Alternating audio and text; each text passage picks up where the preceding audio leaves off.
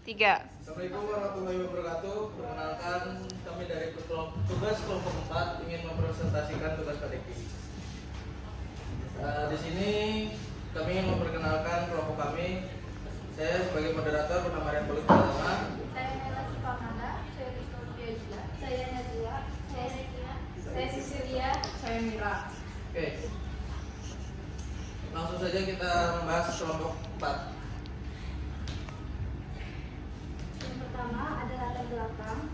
Indonesia adalah negara dengan kekayaan sumber daya alam yang melimpah, baik dari sektor energi seperti minyak dan gas, migas maupun dari sektor non-energi non-migas seperti pertanian, perikanan, industri, manufaktur untuk mendukung pertumbuhan ekonomi dan memenuhi kebutuhan dalam negeri. Indonesia terlibat aktif dalam kegiatan ekspor dan impor. Ekspor dan impor menjadi bagian penting dalam perdagangan internasional Indonesia. Ekspor berperan sebagai sumber devisa negara, sedangkan impor digunakan untuk memenuhi kebutuhan bahan baku, barang, modal atau konsumsi yang belum dapat diproduksi di dalam negeri. Dalam praktiknya, ekspor dan impor dibagi menjadi dua kategori besar: migas, minyak dan gas bumi, dan non-migas selain minyak dan gas bumi. Selanjutnya dibacakan oleh Rekia.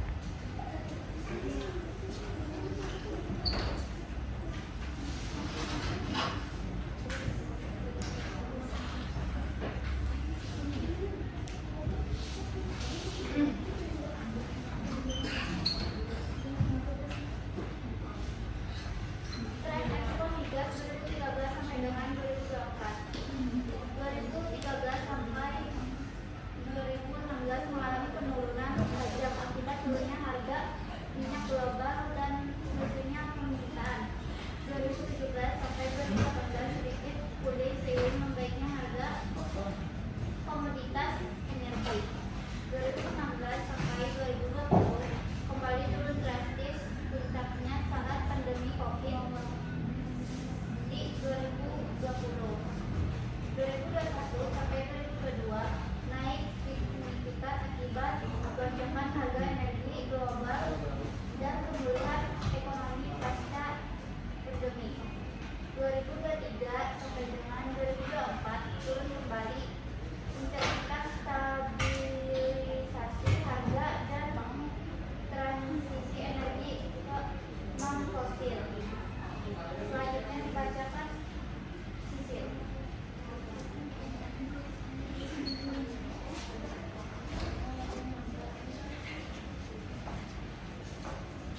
Tren ekspor non-migas dari tahun 2013 sampai 2024.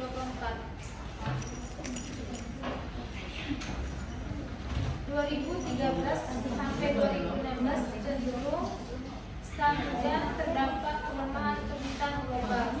2017 sampai 2018 meningkatkan berkat permintaan dari Tiongkok dan ekspektasi industri manufaktur.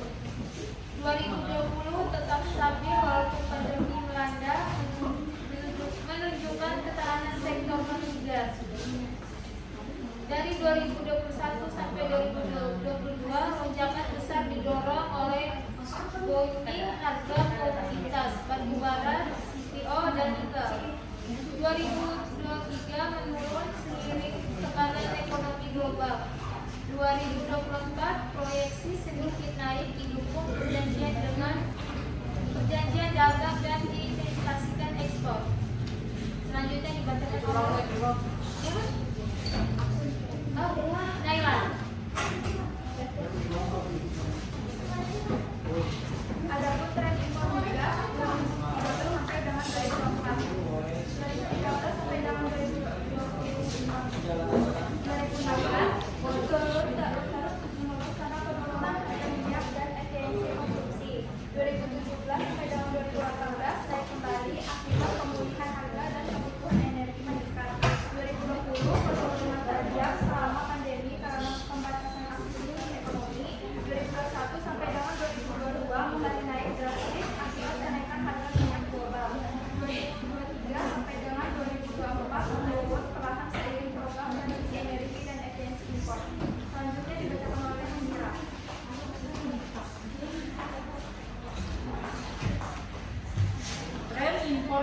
migas 2013 sampai dengan 2024. 2013 sampai 2016 fluktuatif namun cenderung melemah karena perlambatan investasi dan produksi. 2017 sampai 2018 meningkat, mencerminkan pertumbuhan industri dalam negeri. 2020 turun tajam karena pembatasan kegiatan impor dan logistik saat pandemi. 2021 sampai 2022 naik signifikan akibat pemulihan industri dan belanja modal. 2023 sedikit menurun karena perlemahan permintaan domestik. 2024 atau proyeksi naik moderat mencerminkan pertumbuhan konsumsi. Selanjutnya akan dibacakan teman saya oleh.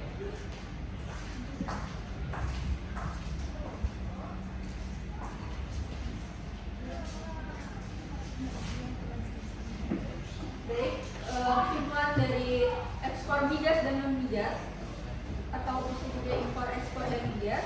Kesimpulannya adalah selama periode 2014 hingga 2024, Indonesia mengalami pertumbuhan ekspor non migas yang stabil, didukung oleh sektor industri, pengolahan dan pertanian. Sementara itu, ekspor migas menunjukkan fluktuasi dan kontribusi yang lebih kecil terhadap total ekspor. Di sisi impor, kebutuhan akan barang modal dan bahan baku industri menyebabkan peningkatan impor non migas, sedangkan impor migas tetap tinggi untuk memenuhi kebutuhan energi domestik. Meskipun neraca perdagangan Indonesia tetap surplus, tren penurunan surplus menunjukkan perlunya diversifikasi ekspor dan penguatan industri dalam negeri untuk mengurangi ketergantungan pada impor. Sekian dari saya.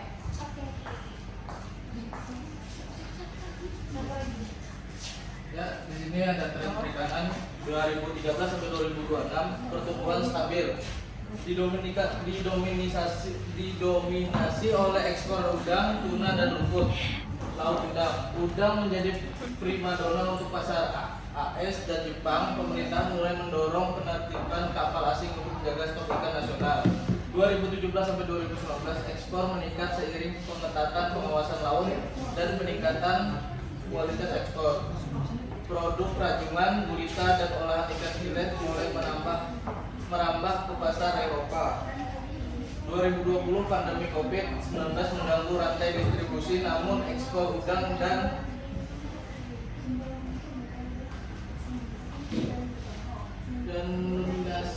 laut beku justru meningkat di pasar AS karena permintaan retail naik.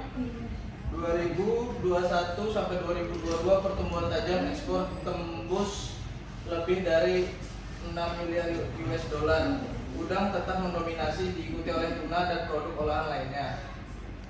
2023 nilai ekspor menurun hampir 10%, terutama karena hambatan non tarif di AS dan Jepang seperti regulasi antibiotik dan izin. 2024 proyeksi ekspor mulai pulih dan prediksi kenaikan sekitar 5-6%.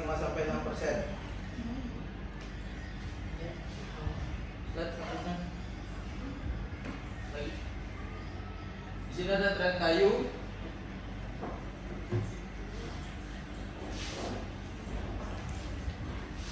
Tren kayu dari 2013 sampai 2026 tren stabil dengan sedikit kenaikan tiap tahun 2,5 sampai 3%. Permintaan utama berasal dari Jepang, Tiongkok dan Uni Eropa. 2017 sampai 2019 ekspor produk kayu meningkat seiring dengan perbaikan ekonomi global dan penguatan promosi furnitur berbasis desain lokal.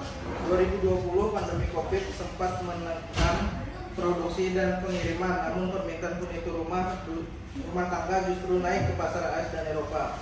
2021 sampai 2022 pemulihan cepat, nilai ekspor naik karena lonjakan permintaan kayu lapis dan furnitur.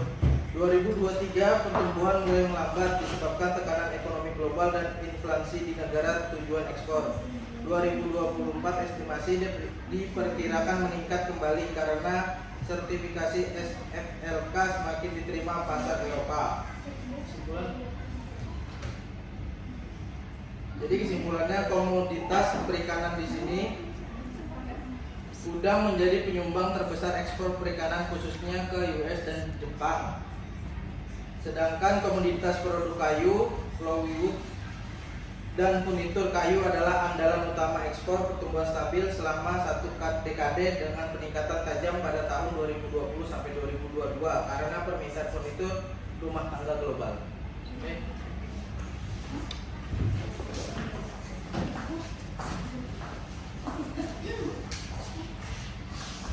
Ya, teman-teman, sekian dari kelompok 4.